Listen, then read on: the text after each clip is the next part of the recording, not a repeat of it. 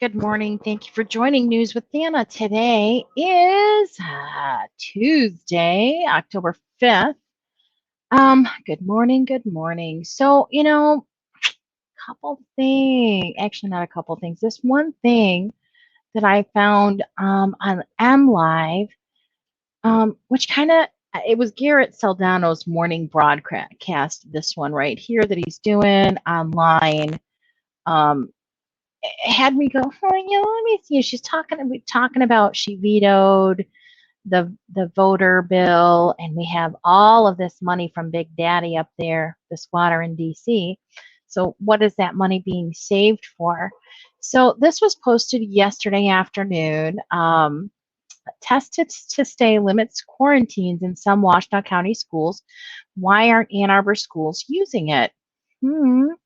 So Saline, Michigan. Oh God, I just don't want to get. So students that have not danced the Hokey Pokey in Saline Elementary School identified as close contacts to a case of the bug were able to stay in school while nurses gave them rapid antigen tests 3 times a week. The strategy known as Test to Stay is provided by the Washtenaw County Health Department. And there's the guidelines. So, links always go up in the description so you can form your own opinions of, what I'm looking at, because you're getting my opinion of what is being reported in the news. Again, this is solely an opinion channel. I look at what I see online and news resources, and I'm giving you my opinion of it. So, moving right along, it's done by nursing staff to help prevent the district from sending students home on a 10-day quarantine. October 4th, on a 10-day quarantine. I thought at first it was 7, then it was 5, now it's back up to 10 if they test negative and don't show symptoms. So to do the test for the student only takes a few seconds, and the results come in 15 minutes later. So it was real quick for the students, and then they are right back in class, Lean Superintendent Steve Loch said. Again, it's helping meet our goal. It's helping meet numbers of keeping more kids in school 5 days a week. Washtenaw County schools can participate in quote unquote test to stay because the county has implemented a face covering mandate for K-12 schools inside buildings. If a person who has not had the Fauci-Ouchie is identified as a close contact to a positive case, either in the classroom or on a school bus, they can continue to attend school and wear a face covering while being tested 3 times a week in the first 7 days of a 14-day exposure. The county's largest school district, Ann Arbor Public Schools, however, has not implemented test to stay. K-12 mask mandate staying in place in Washtenaw County.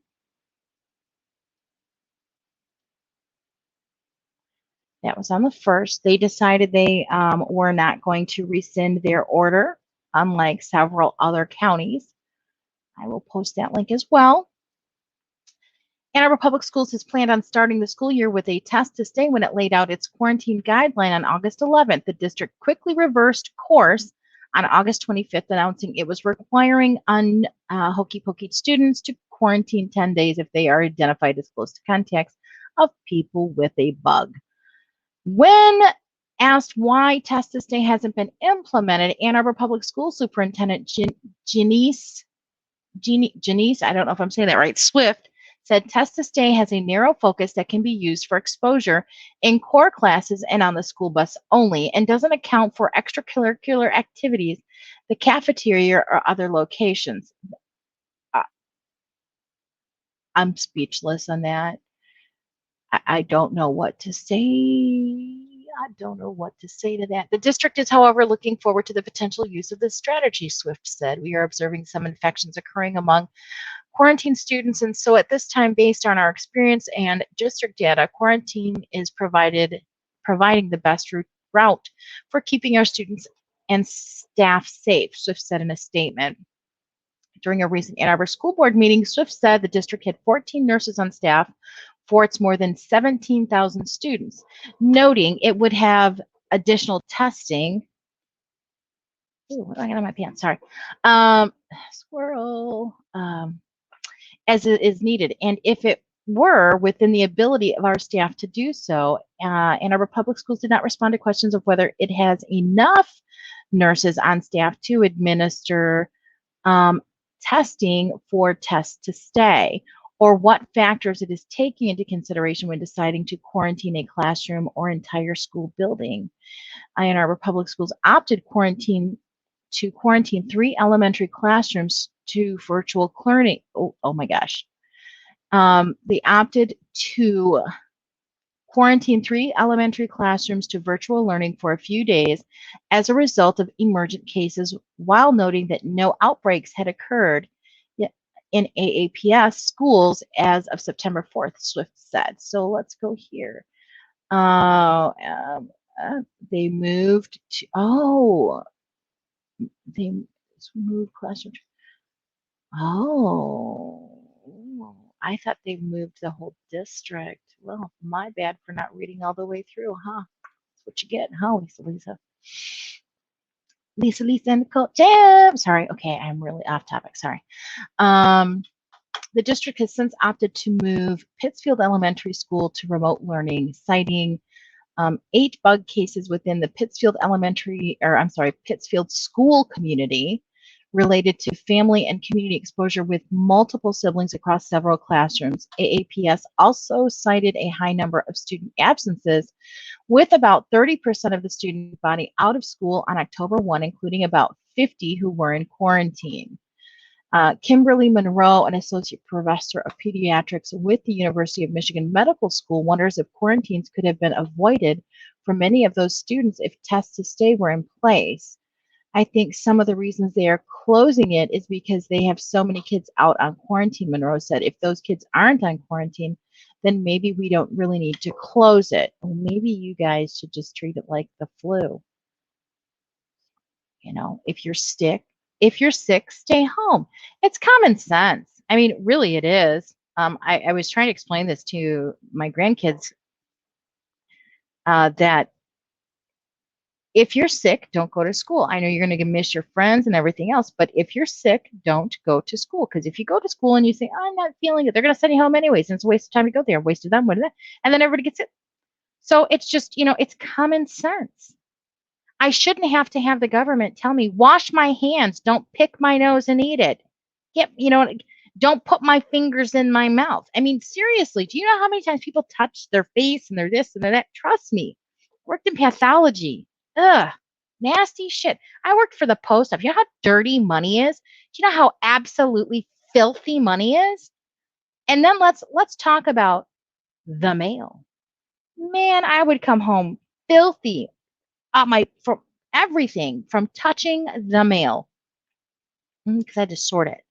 So people just need to get good hygiene. If you have shitty hygiene, well, that says enough. Okay, so generally, more county school districts are using Test to Stay on a case-by-case basis. Washtenaw County Health Department spokesperson Susan Ringler-Cerniglia said, staffing changes and the late arrival of test kits in the first couple of weeks of school made it impossible for schools to be up and ready, quote unquote, at the beginning of the school year, she said. The health department's quarantine guidance notes there must be capacity to carry out the testing, including available staffing and test kits. All right, so let me go on. Let's go here. Oh, here, we'll go there. Leaving that on, if there are enough kits. So rapid bug tests, increasingly scarce, pricey as demand from employers jump.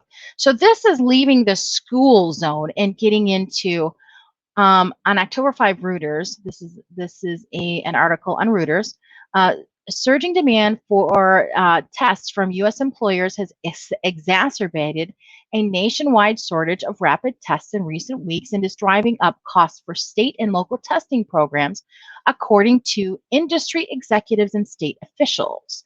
Test makers, including Abbott Laboratories, Quidel Corp, and Lumira DX Ltd, are scaling up production to meet rising demand, but significantly boosting test output will take weeks to months. Half a dozen industry executives told Reuters making these tests harder to, or making the tests harder to procure in the near term. So employers' demand has gone crazy, said Quidel chief exec Doug Bryant. We won't be able to meet all the requests that we're having. Nearly a dozen, not half, excuse me, nearly a dozen state governments said they are grappling with shortages of rapid tests, which provide on-the-spot results within minutes and are crucial for bug surveillance programs. In Missouri, limited supplies of Abbott's Binax Now Rapid Test, which typically sells to states around $5 each, have forced it to consider other, more expensive options, a spokesperson said for the state's public health agency. We're exploring other rapid antigen tests and finding most are at least 3 times higher than Abbott's rapid antigen test. My question, I worked in a laboratory, and we had a big pediatric clientele in the lab I worked for at U of M. So a lot of we dealt with a lot of the students who were here on student visas going to school. And so they would bring their families with them and their children. And not a lot of other countries, from what I'm aware of, or certain other countries, did not document immunizations that were given. They were just given, unlike here where everything you have to have proof of fucking everything because, tyranny has only gotten stronger. It's always been here. It's only gotten stronger, which is why I truly believe that our founding fathers here in the United States of America put some of the language in our United States Constitution that they did. Tyranny was here. It's only gotten stronger because we've allowed it to. Okay, keep that in mind. So when these people from overseas would come from other countries, and they said, oh, but I've already had it. I don't remember. Our pediatricians in the clinic would run antigen tests, like the MMR antigen test, the chickenpox antibody. So there is testing that can be done, and you can check for antibodies to see if someone has antibodies for a specific disease. If they have it, it means they've had it or they've been inoculated, and they don't need to be inoculated again. So my confusion is, instead of them wanting to push another inoculation, why would you not suggest testing? Is there a difference in cost?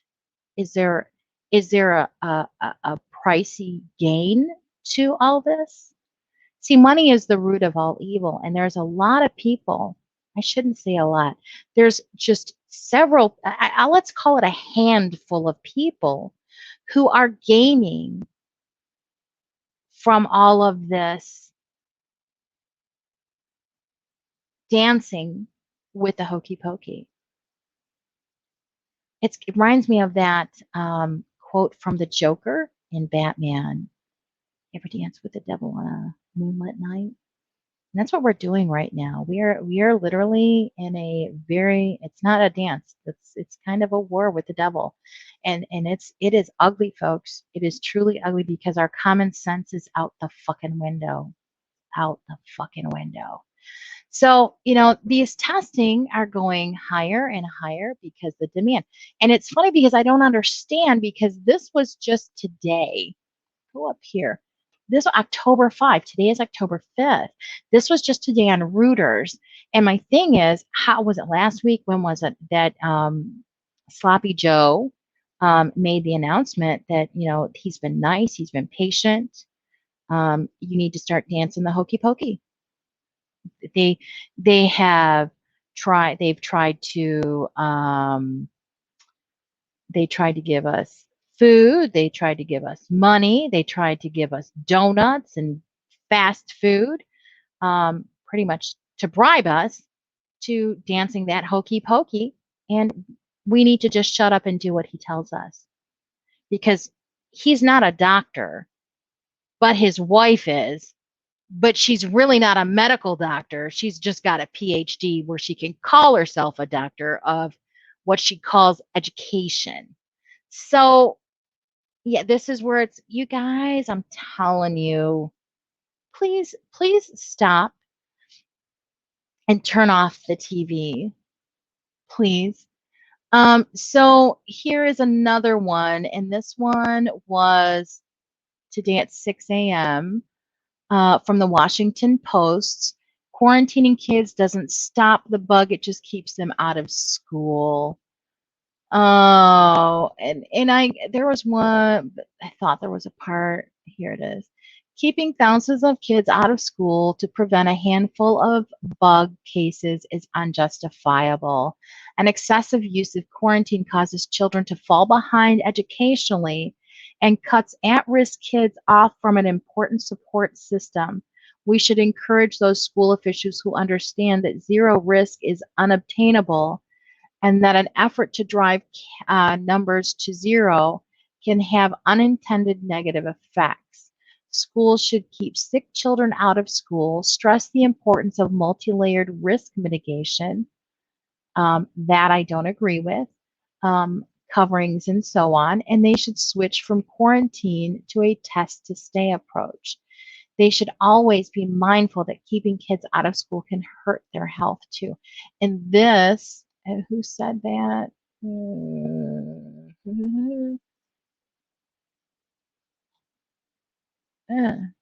I'm not sure whose opinion, but the writer of the story is Jeffrey Vergales and Monica Gandhi. Interesting. Very interesting. So that was from the Washington Post. And then we had this one that was, I believe this one was October 1. No, this is 29.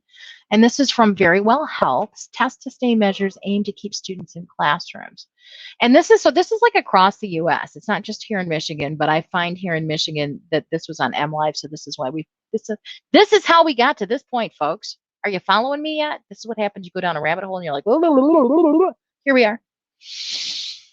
As students head back to the classroom, schools are grappling with how to keep them safe from the bug while maximizing in-person learning time. Since current school year began, tens of thousands of students have been sent into quarantine or self-isolation because of exposure. Schools in some districts and states, including Massachusetts, California, and Utah, have adopted a test to stay or modified quarantine approach. Students who have been exposed but are asymptomatic can stay in class as long as they test negative for 7 days. So you mean they're going to test them for 7 days? I hope that's not what they mean. I hope that doesn't mean they're going to put a swab in their fucking nose for 7 days, because that is just cruel and unusual punishment. If you put this policy into effect in coordination with several other critical steps, you should have an excellent chance of catching anyone before they pose a significant additional risk of transmission to others. Stanley Weiss, MD, an epidemiologist, I can't say that word this morning, my tongue is tied, and professor at Rutgers, New Jersey Medical School and Rutgers School of Public Health, tells very well. Regular testing appears as safe quarantine. Over 200,000 children tested positive last week, accounting for around 1 in 4 new cases in the U.S., according to the American Academy of Pediatrics. I think y'all need to watch Project Veritas' expose. I'll put the link to Project Veritas in there. Actually, you know what? I'll put each and every link for their each different expose. And I won't use the YouTube link. I'll use a different one so that if they decide to take it down, because they are banning, remember, they're banning anything that they consider misinformation. So we want to post true information for you to make your objective opinion on. And that's all I do, is try to bring out information for you so that you can make your opinion on it. I'm not spreading anything other than what the media is telling you with my opinion. And, you know, I don't believe my opinion is misinformation because it's my opinion. It's my opinion. Capiche? Okay. So there's that. So Ooh, those are, yeah. But, oh, and this is what I wanted to show you because um, this is what bothered me. The homepage on MLive, if you go down, it says learning to live with that, when and how to truly dance the hokey pokey, um, and to get on with your life. It's all about personal risk assessment. And that was from Julie Mack. And then underneath, it goes to the fear porn of infections and outbreaks in schools. And then it says gathering for Halloween or Thanksgiving. Personally, I used to celebrate Halloween, and I just can't anymore, knowing full and well. Most people celebrate Halloween not knowing the real reason it is actually celebrated. And I say nothing. I am not talking about like my local witches. I love my witches. I love me some Wiccans. I do. Because their mantra, their motto is harm none. But you got some Luciferians and Satanists that are celebrating that holiday. It's in some wicked, evil fucking ways. That's all I'm going to tell you on that. So, again, that's my opinion. What I do in my house is not meant for you. It's my opinion. If you agree with my opinion, well, then that's on you. That's your opinion. That is up to you to make your opinion. Base your opinion on how you feel and what you research and what you believe. This is my belief, and I'm entitled my belief in my opinion.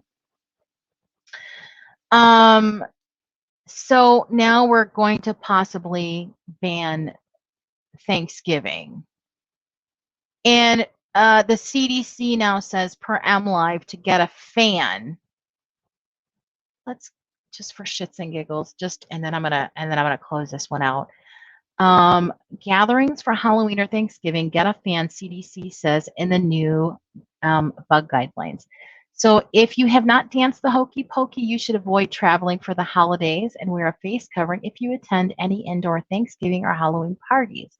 The U.S. Centers for Disease Control and Prevention recommends in its new guidelines. Everyone, whether you have danced the hokey pokey or not, should consider skipping indoor events in favor of outdoor or virtual gatherings, according to the updated CDC advice issued Friday. Attending gatherings to celebrate events and holidays increases your risk of getting and spreading. The safest way to celebrate is virtually with people who live with you or outside and at least 6 feet apart from others, the guidelines say. If you're hosting an indoor party, the CDC recommends opening windows and getting a fan. Well, let me just tell you about opening windows and getting a fan. I do believe way back as a child, once a week, my Nona would open up the window in the middle of friggin' winter in Michigan, because she came here from Italy, and would air out the damn house. Common sense would tell you to do that, especially when you got a bug that's traveling through your family, a stomach flu or something like that. I remember last year, I call them my carrier monkeys. My grandkids were staying with me, and they kept getting, that 24-hour bug. It just kept getting passed and passed. I don't know how much bleach I frickin' sprayed on every frickin' thing, but when they're going to school, when they're going to preschool and daycare, and parents don't keep sick kids home, it spreads like fucking wildfire. It's common sense. It is common sense. We have never needed the CDC for fucking common sense, but now all of a sudden we do. What happened to you? What happened to you people?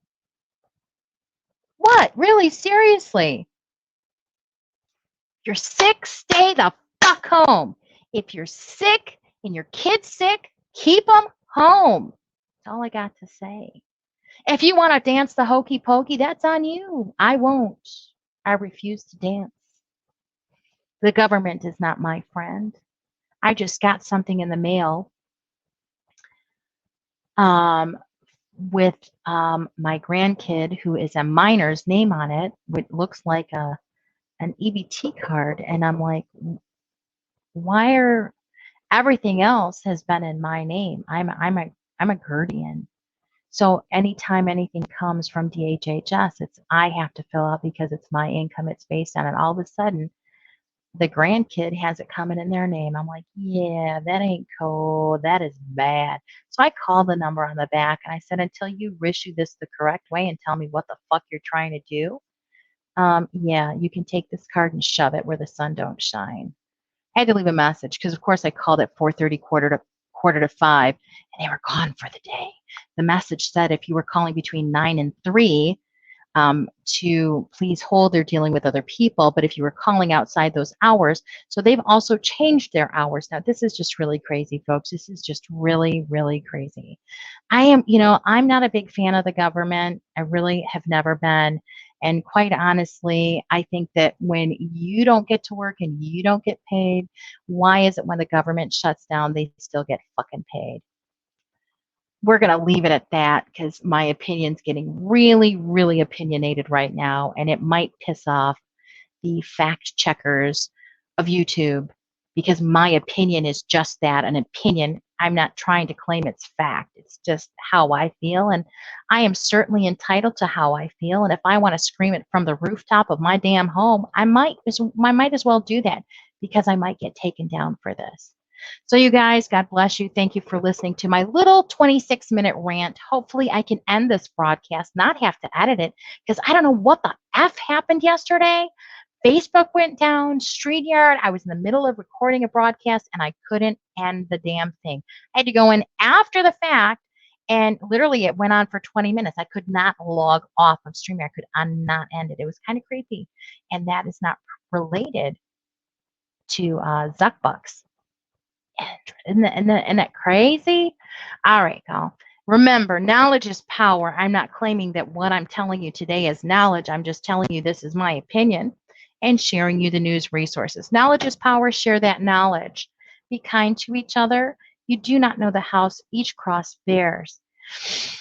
United we stand and divided we fall. I stand with you, my brother and sister. If you are one for truth, honesty, integrity, I will stand with you and fight against tyranny, because it's coming to that last stand before we lose everything. If you're in Michigan, they say it wasn't supposed to rain all day, but it's looking kind of cloudy. So remember, Noah was a conspiracy theorist until it started to rain. Find your tribe, find other tribes, and connect. God bless you. Thank you, and have a wonderful day.